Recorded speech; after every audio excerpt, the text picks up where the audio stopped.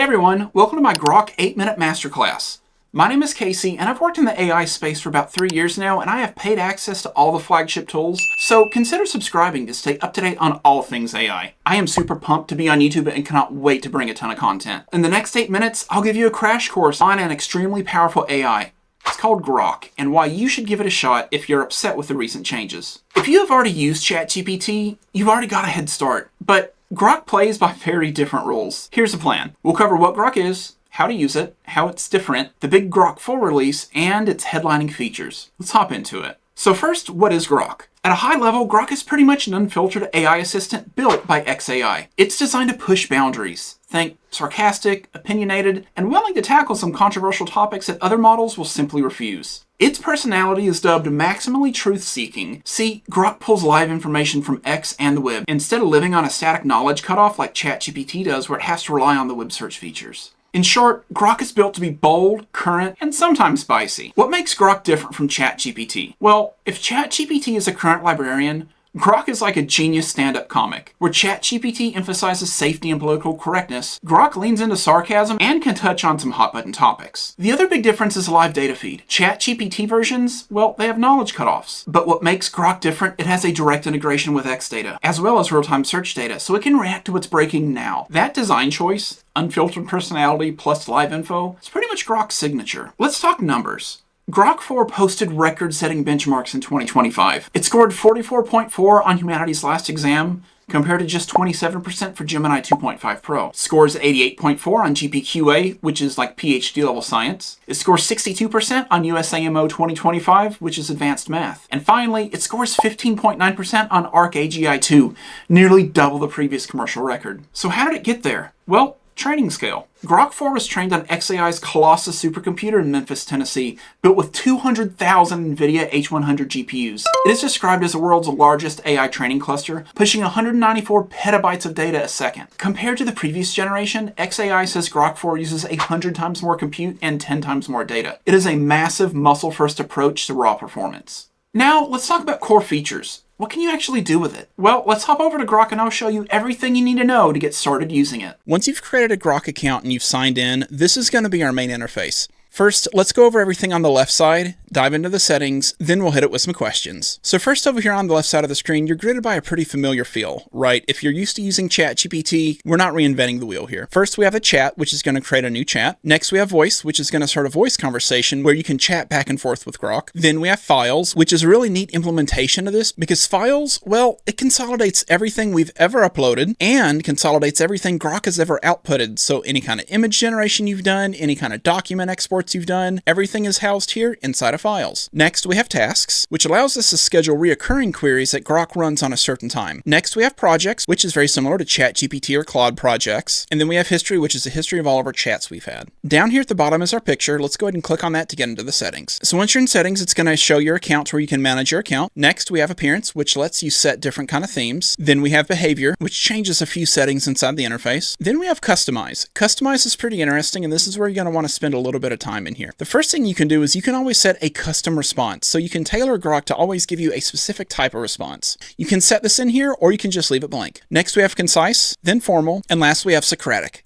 Next, we have data controls. I do recommend turning off Improve this model for everyone, so it doesn't use your chat history to train its models. And these next two settings are just a personal preference.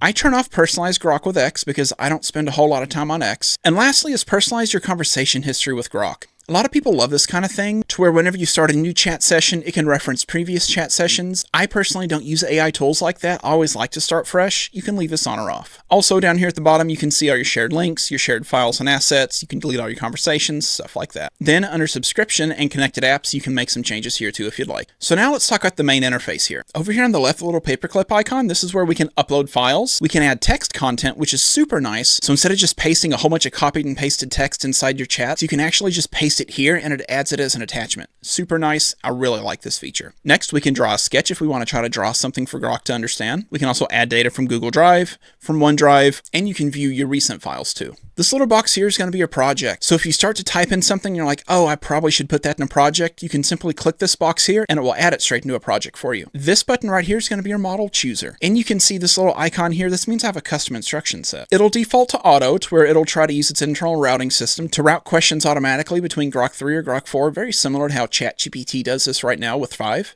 So now let's just hit it with a pretty basic prompt. Provide me the latest breaking AI news over the last 5 hours. While this is searching, the one thing to know about Grok is you can just talk to it like a human. You don't have to do a whole bunch of fancy Markdown or JSON. It really just likes to be talked to like a human. And we can see here it's real-time thinking, so it's assessing our request and it's showing you what it's doing behind the scenes. If you see this little button down here where it says quick answer, this is a good indicator telling you it's using Grok 4 instead of Grok 3. If it's using Grok 3, it may pop up with a think harder, and you can click that and it'll switch live right into Grok 4. And as we can see here, it's providing the latest news over the last 5 hours. Once it's done giving us a response, we can click this button to regenerate. We can click this to copy it, this to export it as a link, and it copies it straight to your clipboard, this to report a good answer, this to report a bad answer, and the 3 dots down here to where we can export it as a PDF. Up here on the top right, we can pin it, which is going to pin it in our chat history. We can click this button again to move it to a project, this button to delete the chat, or again, we can hit this share button to where it's going to copy the link. Now let's check out tasks. Tasks are simply a recurring search that's going to run on a certain time frame. I only have one, and it's just to pull the latest AI news. You can click into it, and you can see it's running daily at 6 a.m., and you can click the edit button to see my prompt. Now let's head back to the main screen and check out some of the buttons we had down here at the bottom. So create image is simply, it will create an image for you. So I'm just going to tell it to draw me an anime character preparing to go into battle. And now it's going to go ahead and start to generate the image.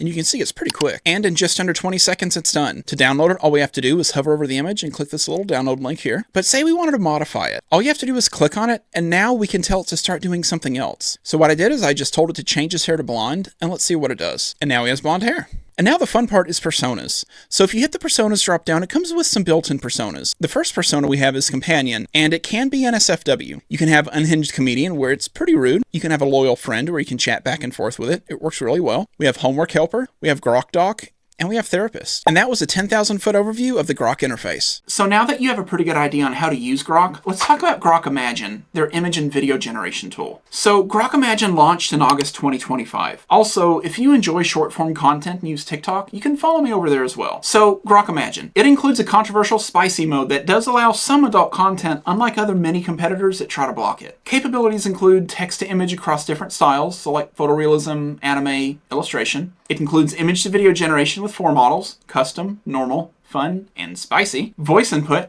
rapid generation, and multiple results per prompt. It is super seamless. Let's talk pricing. If you're wondering, how do I try this? Well, there's 3 main tiers plus the free tier. First, we have X Premium Plus, which I don't recommend. It costs $40 a month, and you only get Grok access inside of X. So unless you just live in X all the time, I'd skip this one. Next is Super Grok, and this is a plan I pay for. It's $30 a month, includes full Grok 4 access with a 128K context window. Next, the big boy, Super Grok Heavy.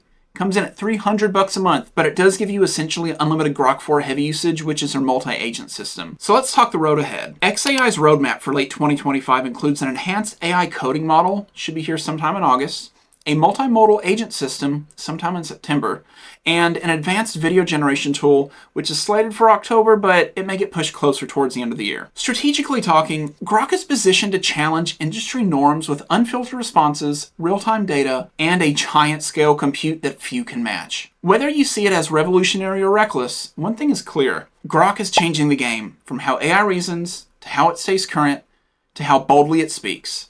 If this 8-minute masterclass helped demystify Grok, subscribe for all things AI and drop me a comment. What excites you the most? The live data, the multi-agent brain, or the creative tools like Grok Imagine? Let me know in the comments. I'll see you in the next one.